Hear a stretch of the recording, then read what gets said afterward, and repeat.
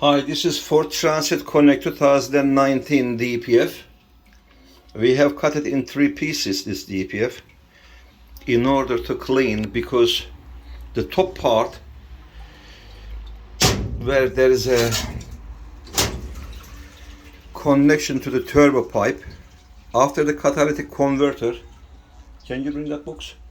Inside you got 2 sections of metal pipe. There is no way that DPF can be cleaned without having to taking it apart. Okay, my colleague is bringing the, okay, this is the other pipe. Can you see? You have metal plates, as you see, and also another metal plate above this one on the other side.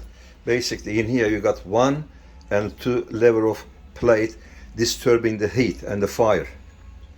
So without having to cut this, there is no way this DPF can be cleaned. And we've been doing obviously manual clean. You can see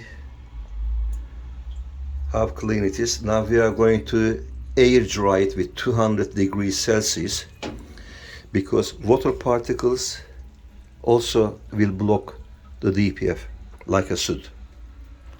Thanks for watching. We are www.supremedpfcleaning.com, located in Bromley, Kent. You can reach us on 07533 636 194. Thank you.